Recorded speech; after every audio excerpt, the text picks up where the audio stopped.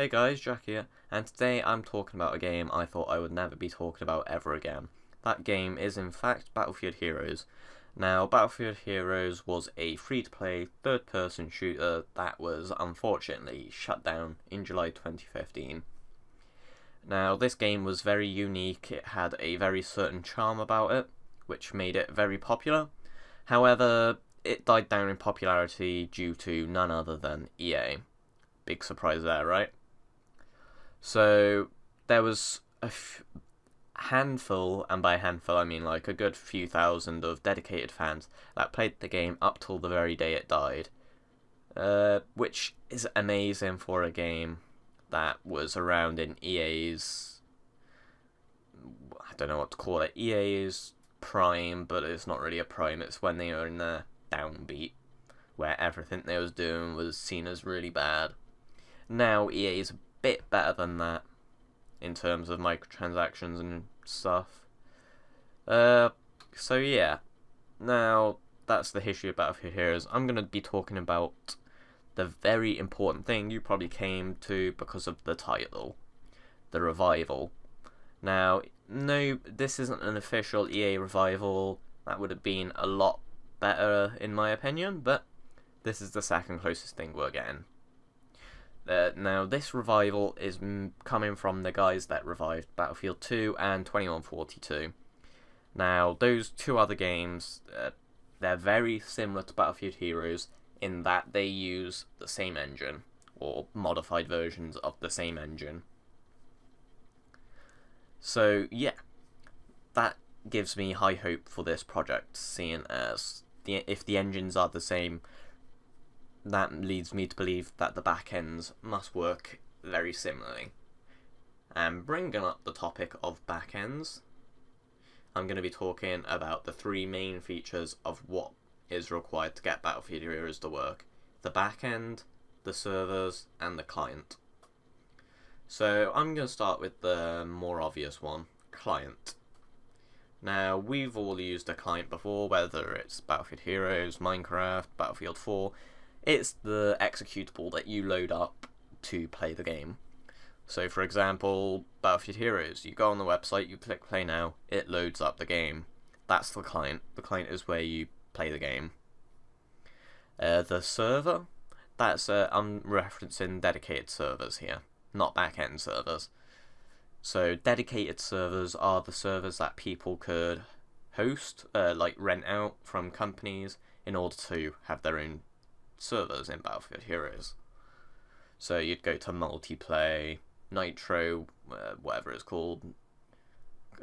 I really only use multiplayer because it was the main English one. So yeah, you'd rent a server from there and then you could connect to it. And now the back end is the most complicated, since a back end isn't just like a server or a client. It's very complicated in how it works. So, I'm just trying to think how to explain this. The back end is never seen by anyone, never seen from anywhere. It just runs, it exists, and people don't know it's there unless they know what a back end is.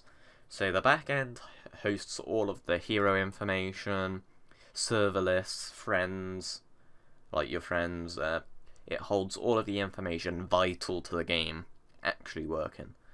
So you go to a Battlefield Heroes website, you log in, and the back end would know what server or what account that email and password was linked to, and it'd load up your character. You'd click play now, and then it would know to load the game and all of your heroes.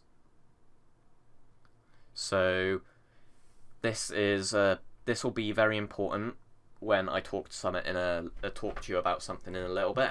The fact that the backend stores all of the hero information. So the backend is also responsible for store purchases.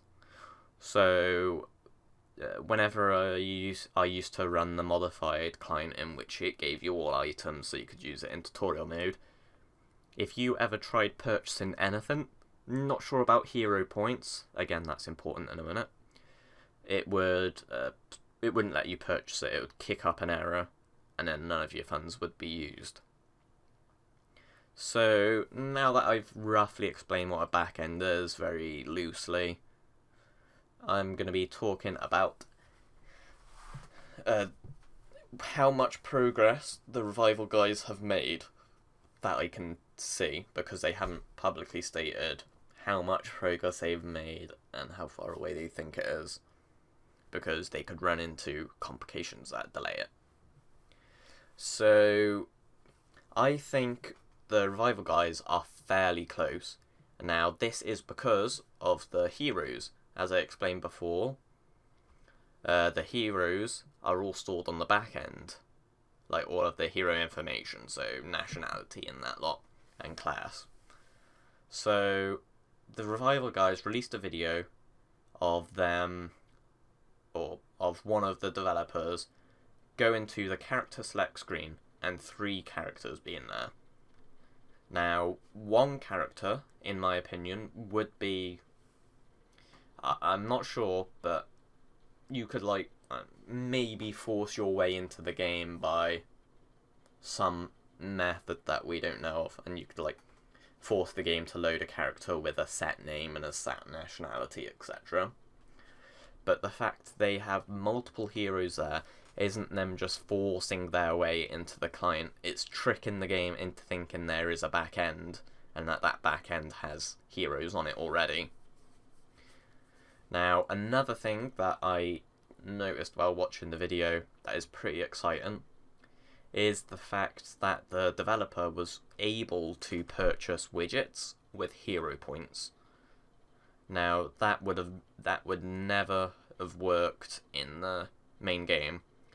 Although, as I mentioned before, I'm not sure if hero points were usable in modified versions of the client in the game before it was closed down. I never really tested it. So, they could have been used, and I could just be talking through my backside right now, but I think that's, if I'm right, I think that's very big progress. So how far away do I think they are? Now, I really don't want to overhype this, because if I overhype this, then people get excited, and they could run into a severe issue that is unfixable, and it could just totally kill the project right there and then. But as I said before, these Revival guys, they've revived 2 games in the past, and those 2 games run in the same engine, so I have full faith that they are able to do it. I'll just say to you guys, don't expect it any time before Halloween. I think it'll come out this year, but not before Halloween. So just don't get your hopes too high for, oh, it's coming 1 to 4 weeks. I wouldn't go that far. I think it may be close, depending on if the progress I think they've made is in fact how much progress they've made. But again, I could be wrong. I have no idea how this stuff works, I'm just speculating. So yeah, this game could be a month away, it could be a year away. We simply just don't know. I don't even think the developers themselves know, or else they would have told us. Yeah, so I think that, without rambling on too much, I think that's going to be the video for now. Make sure to like, comment and subscribe if you want more content. Any news that comes out about Revival Heroes I will try to make videos on. Obviously I don't want to be making videos on like one screenshot that comes out, because that'd be a waste of time. I might start like a website, a Twitter profile, something, just to post those screenshots or something. So yeah, that's all. Again, hit the like, comment and subscribe if you enjoyed this, and tune back for more. Thank you, goodbye.